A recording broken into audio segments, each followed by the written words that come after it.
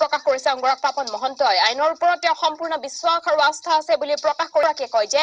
আইনে সঠিক বাটেৰে যাব অতি শীঘ্ৰেই তেওঁ অসমৰ দৰ্শকৰ মাজলৈ ঘূৰি আহিব বুলি প্ৰকাশ কৰে অংগৰাগ পাপন মহন্তই সম্প্ৰতি বলিউডৰ কেইবাখনো নতুন ছবিৰ কামত ব্যস্ত আছে অংগৰাগ পাপন যদি চাজে মই তাত একো মাত দিবলৈ নাথাকে মই আইনক বিশ্বাস কৰোঁ মই জানো সময়ত মানুহ গম পাইনে বস্তু ভালকে থাকে মই বিশ্বাস কৰোঁ তাৰ ওপৰত মই বিশেষ এটা স্থিত মহেন্দ্ৰ মোহন চৌধুৰী চিকিৎসালয়ত অনুষ্ঠিত অপাৰেশ্যন স্মাইল অনুষ্ঠানত অংশগ্ৰহণ কৰে পাপনে অনুষ্ঠানত পাপনৰ লগতে পত্নী আৰু দুটাপেন প্ৰিয়ংকা জোচিকনা উপস্থিত থাকে পাপনক কাষতে পাই আনন্দিত হৈ পৰে চিকিৎসালয়ৰ কৰ্মকৰ্তাৰ লগতে ৰোগীসকল আমি তাকে প্ৰস্তাৱ দিছো এবাৰ যে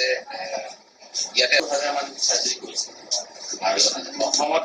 17000 ওপৰ সাৰ্জাৰী কৰিছে গতিকে এইটো আমাৰ অসমৰ এটা ভাল সংখ্যক যিহেতু গৈছে আমি চেষ্টা কৰিছো মই কৈছো তেওঁলোকক যে ইয়াতে পাৰিলে চেণ্টাৰ অফ এক্সিলেঞ্চ কৰিব লাগে অসমখন ৱৰ্ল্ডত নহ'লে মানে এছিয়াতটো 1 নম্বৰ হ'বই আমাৰ জেগাটো চেষ্টা কৰিছো কিন্তু ৱৰ্ল্ডতো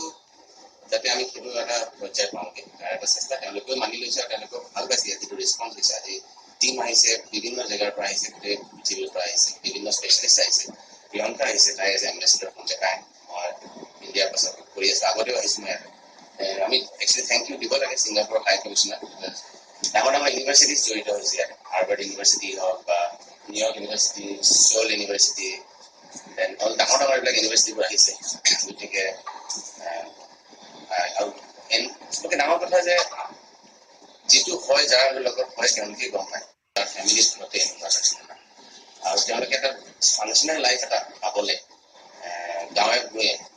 প্ৰত্যেকেই 100% সাৰ্জাৰী পায়